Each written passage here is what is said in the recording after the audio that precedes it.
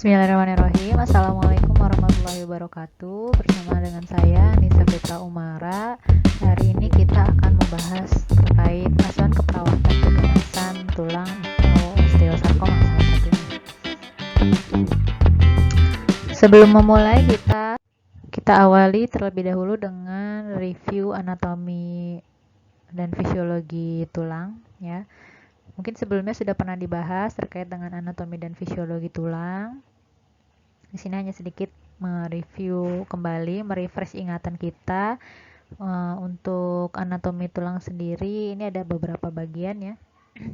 Di bagian atasnya merupakan epifisis, kemudian bagian panjang yang disebut diafisis. Bagian epifisis ini terdapat tulang ya yang berbentuk seperti spons atau memiliki rongga. Kemudian juga ada cakra epifisis. Kemudian di dalam diafisis ini terdapat komponen-komponen lain ya. Untuk lapisan luarnya disebut periosteum. Kemudian bagian dalamnya terdapat sumsum tulang, di mana di sini juga terdapat banyak pembuluh darah ya. Kemudian ada bagian tulang yang kompak. Kemudian juga ada tulang yang berbentuk spons ya di sepanjang bagian badan dari tulang.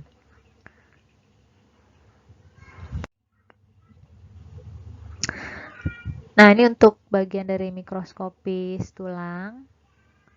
Ya, di sini terdiri dari sentral kanal ya, kemudian ada lapisan-lapisan kanalikuli, kemudian ada konsentrik lamella, kemudian ada lakuna dan osteosit di dalam lakuna.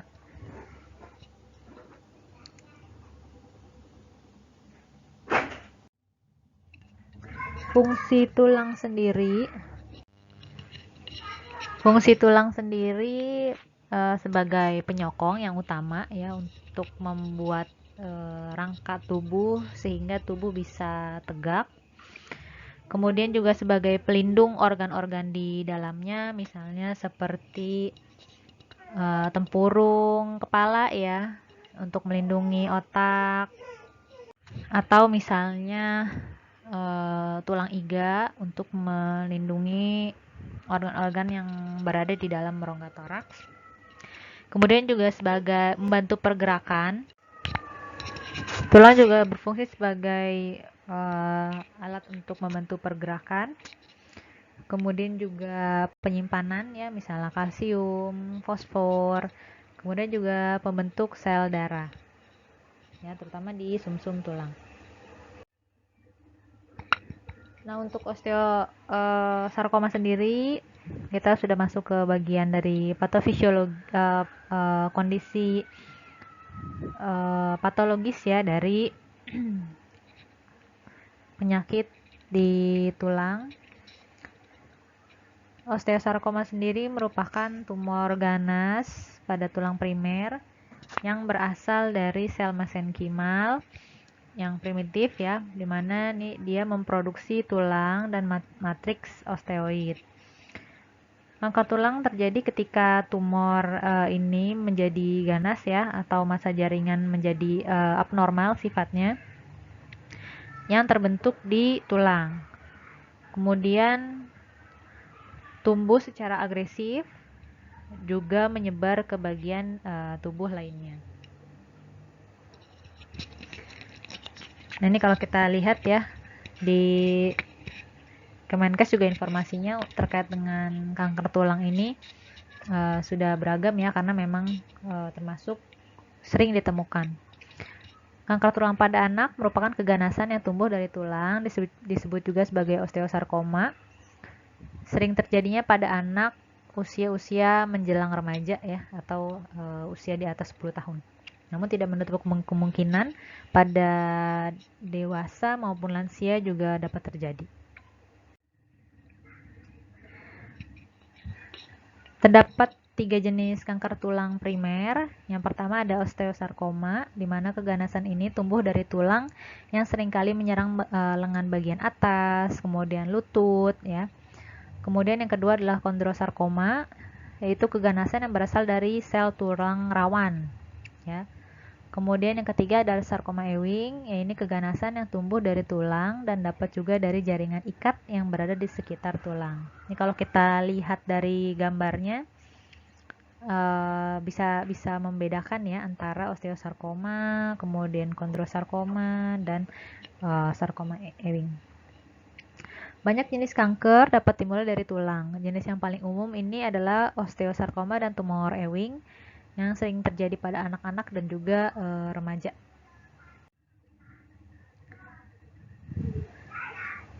Untuk osteosarkoma sendiri, ini merupakan jenis kanker tulang yang paling umum, ya, yang banyak ditemukan juga, di mana sel kanker ini memproduksi tulang muda.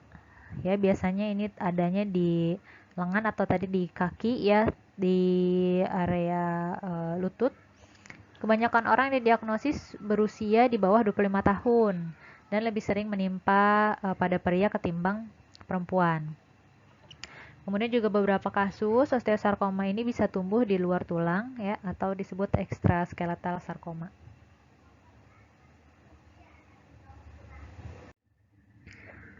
Untuk jenis kondrosarkoma, ini tipe kanker langka yang bermula dari tulang atau kadang dalam jaringan lunak di dekat tulang. Ya, tadi kalau kita ingat kondrosarkoma ini di dalam jaringan lunak, ya, atau di area dekat tulang. Kemudian tipe berdasarkan lokasi, ini ada kondrosarkoma sentral dan ada kondrosarkoma perifer. Ini contoh gambarannya, ya, ini ada di bagian bahu, ya, atau pundak. Untuk lokasi umumnya memang dia banyak juga ditemukan pada area paha, panggul, tulang iga, dan pundak, ya, pada orang dewasa hingga kalangan lanjut usia. Yang ketiga untuk sarkoma Ewing atau Ewing sarkoma, ini jenis kanker tulang yang umumnya menyerang anak-anak hingga remaja dan ada juga terjadi pada orang dewasa. Sel kanker tumbuh di tulang atau jaringan sekitar tulang lengan, kaki, tulang belakang, dan panggul. Bisa juga menyebar hingga ke organ lain seperti paru-paru, ya, atau sudah mengalami metastasis. Nah, ini kalau kita lihat di gambaran, ya, ini tumornya di sekitar area tulang, ya, pada femur, tulang femur. Nah, untuk stadiumnya sendiri sama dengan stadium kanker pada umumnya, di mana terdiri dari 4 stadium. Yang pertama, stadium pertama adalah sel kanker di satu area tulang, kemudian masuk ke stadium 2 jika sel kanker mulai menyebar di area tulang. Kemudian stadium 3 ketika sel kanker menyebar ke lebih dari satu area di tulang yang sama. Atau stadium 4 ketika sel kanker menyebar ke organ dalam lain di sekitar tulang. Ya, atau sudah metastasis ke organ lain, ya. Untuk tanda dan gejalanya sendiri, osteosarkoma ada keluhan nyeri tulang lebih terasa di malam hari atau setelah beraktivitas, ya, karena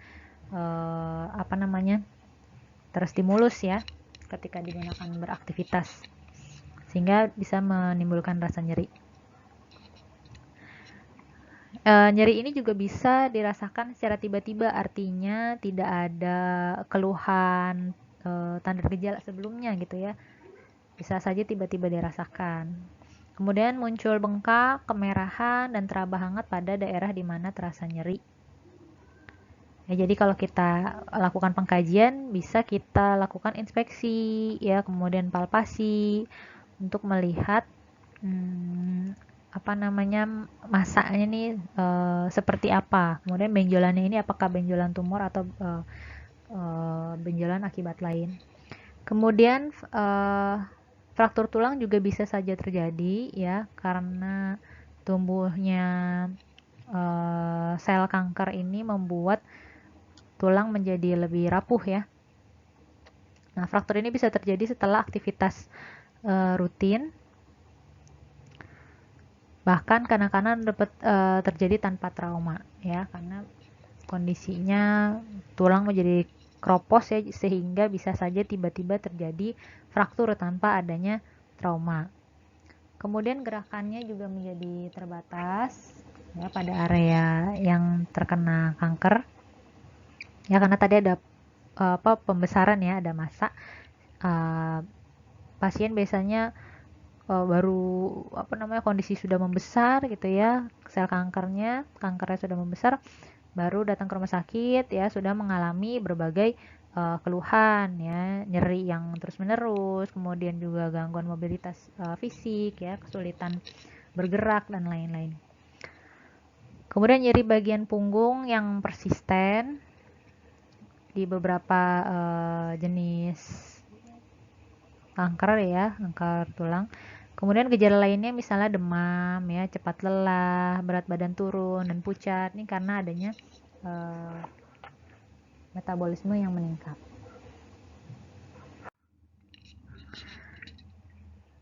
Secara umum penyebab dari osteosarkoma ini belum diketahui dengan pasti ya.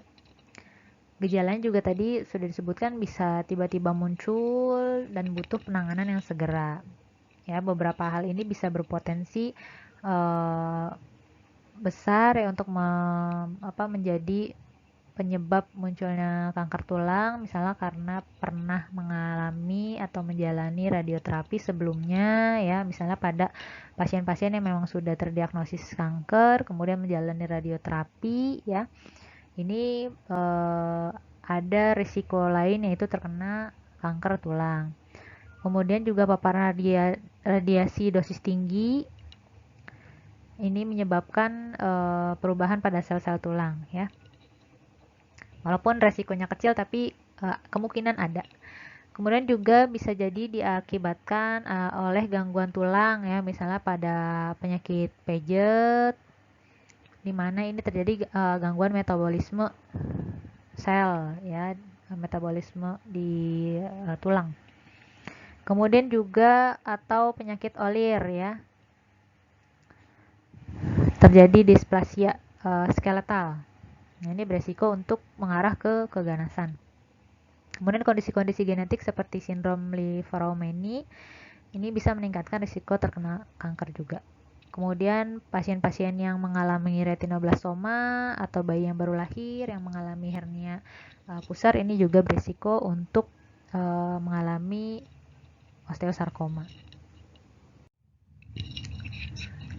Faktor risiko yang mungkin menyebabkan itu misalnya ada riwayat anggota keluarga yang juga mengalami kanker ya, khususnya juga mengalami kanker tulang.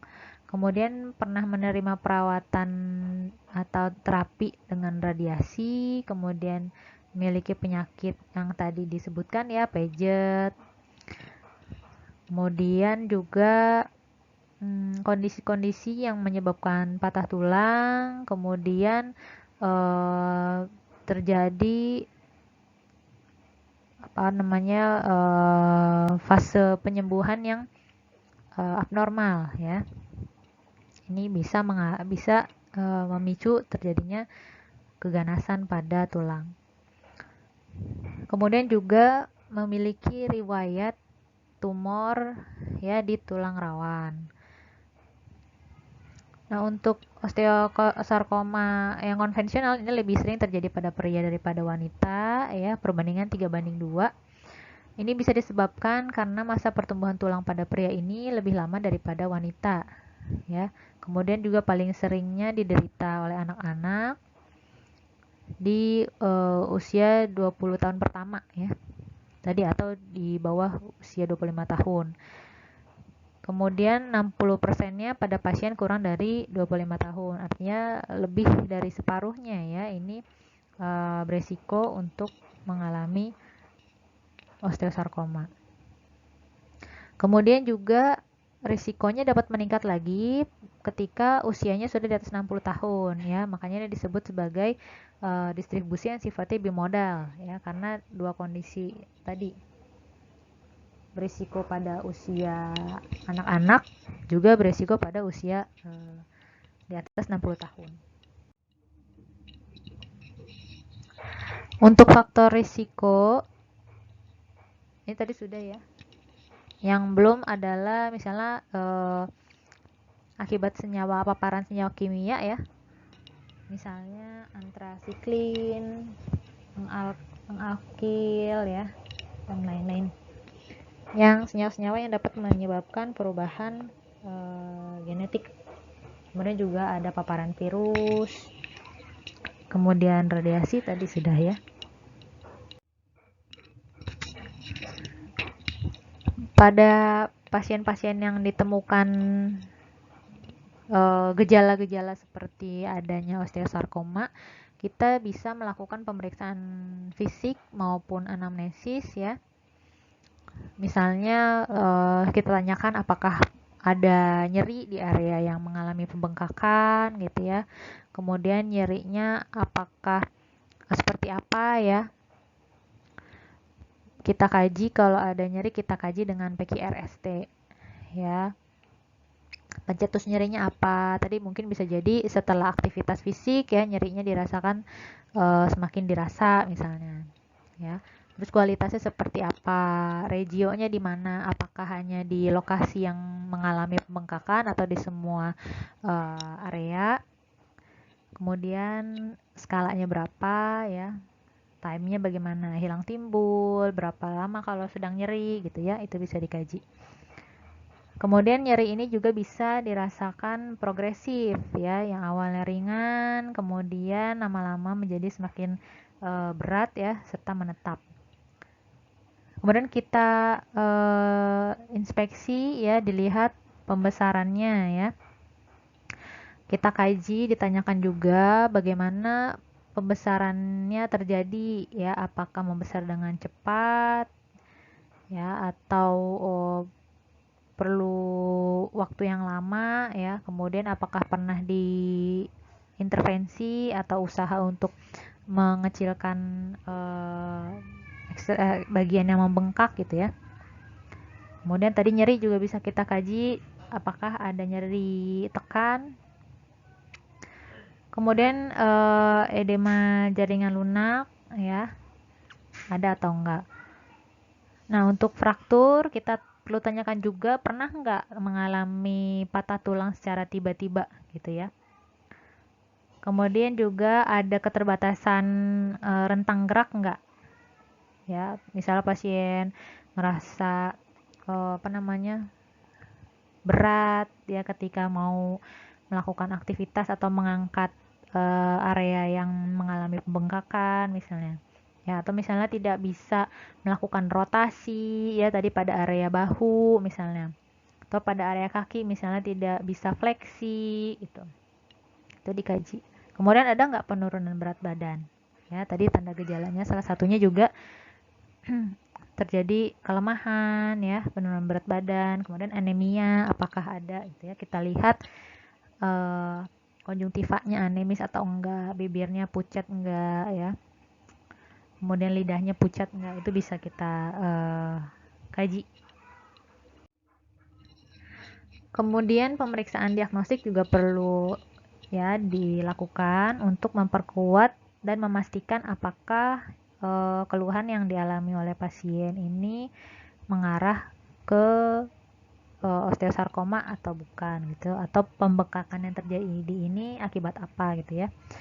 Nah, pemeriksaan diagnostiknya ini yang bisa kita lakukan misalnya dengan biopsi ya, mengambil bagian kecil jaringan untuk dicek bentuk selnya ya, jenis selnya, atau pemindaian tulang ya, atau tes darah misalnya berbasis ventilasi DNA. Kemudian juga pengujian pencitraan yang mencakup sinar X atau MRI ya, seperti CT scan. Kemudian juga pemeriksaan dengan nuklir test. Nah, untuk penata laksanaannya sendiri salah satunya adalah pembedahan, yaitu melakukan pengangkatan tulang maupun amputasi. ya. Kemudian juga pengangkatan tulang ini bisa dilakukan ketika sel kanker belum menyebar ke organ lain. Tentunya ya, tadi kalau stadium 4 mungkin sudah penata laksanaannya berbeda lagi. Kemudian lebih dari 90% pasien kanker tulang bisa diobati dengan metode pengangkatan tanpa perlu amputasi.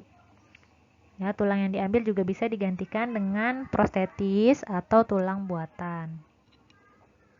Ini tergantung dari tadi ya kondisi kankernya seperti apa. Untuk penata laksanaan lain misalnya terapi obat dilakukan untuk membunuh sel kanker tanpa pembedahan. Ini nanti dilakukan oleh spesialis kanker dan onkolog ya untuk menangani kasus-kasus ini. Obatnya bisa diberikan lewat suntikan ataupun secara oral. Kemudian bisa kemoterapi, imunoterapi, terapi tertarget ya. Untuk penata laksanaan dengan radioterapi ini memanfaatkan radiasi dari sinar X ya untuk membunuh sel-sel kanker. Kemudian dilakukan jika tidak memungkinkan pasien mendapatkan terapi pembedahan. Nah, ini juga melalui radioterapi ini pasien masih dapat beraktivitas ya. Asalkan tetap memperhatikan kondisi tubuhnya.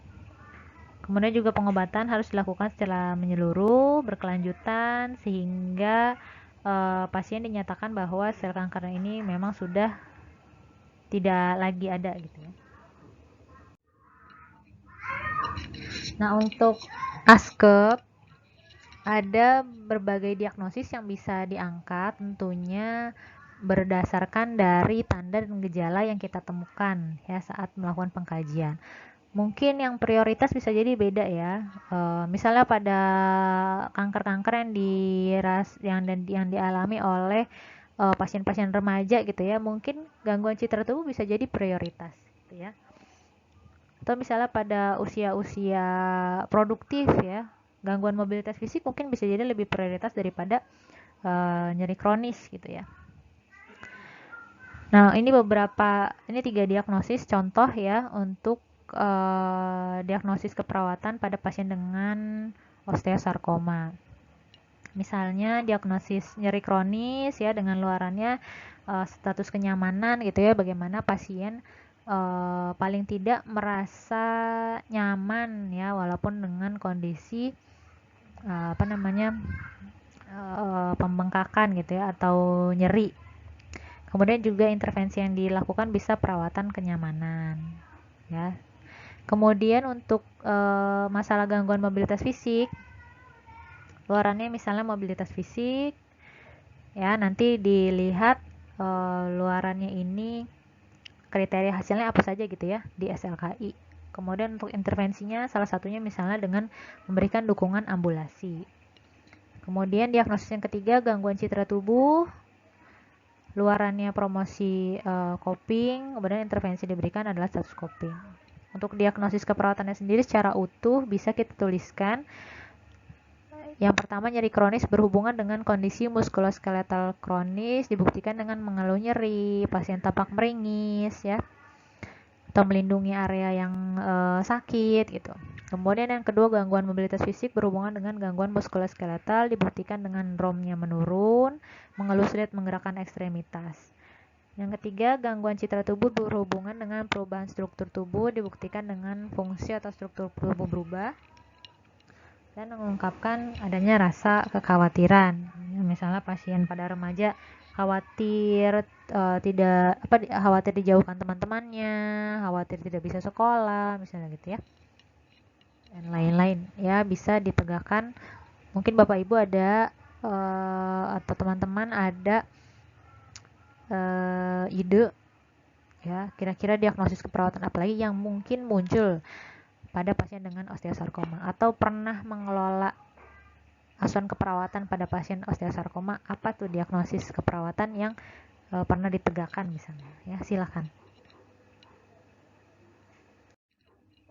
Untuk tata laksana nyeri pada pasien dengan osteosarkoma ini kita mengikuti 3 langkah step ladder dari WHO ya, untuk nyeri ringan, nyeri sedang, dan nyeri berat. Nyeri ringan sendiri diatasi dengan analgetik sederhana misalnya seperti NSAID atau paracetamol. Kemudian nyeri sedang dengan pemberian opioid lemah dan analgetik sederhana. Untuk nyeri berat kita gunakan opioid kuat dan analgetik sederhana.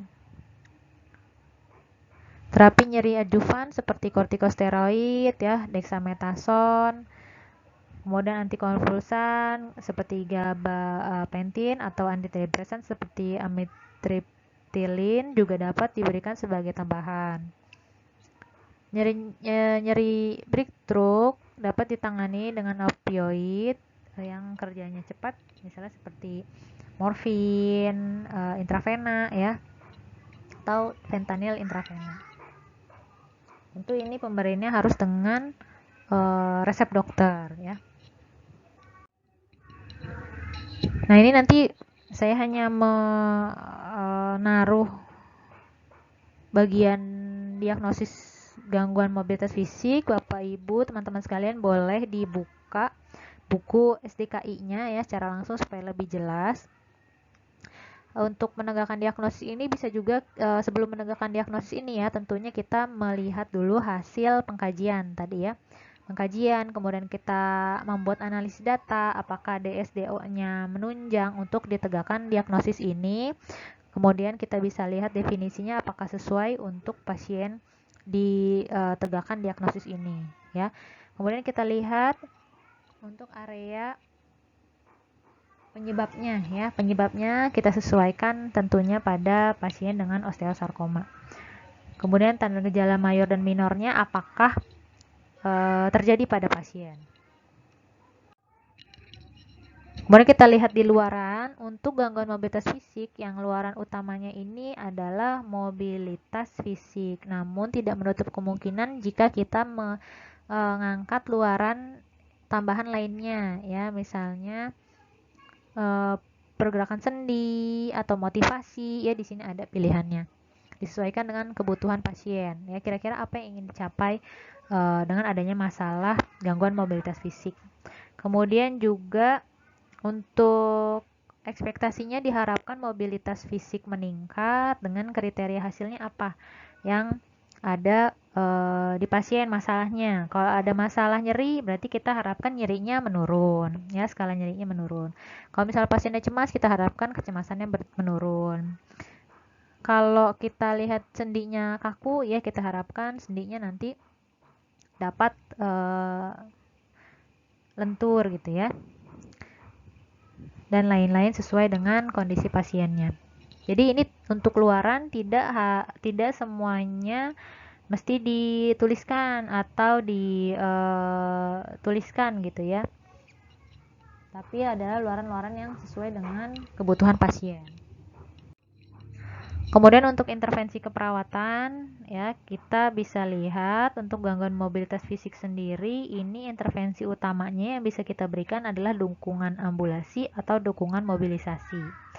Namun juga tidak menutup kemungkinan untuk memberikan intervensi pendukung ya, misalnya apakah berkolaborasi pemberian obat ya, apakah pencegahan jatuh ya, pengaturan posisi dan lain-lain ya, tadi sesuai juga dengan kebutuhan pasien.